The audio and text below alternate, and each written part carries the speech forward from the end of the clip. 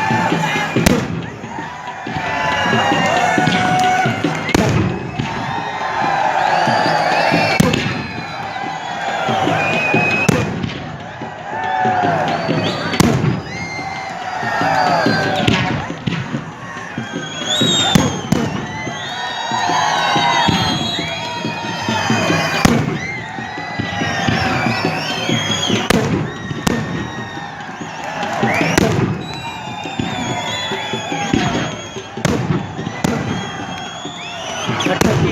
करके ढोल वाले ने स्टॉप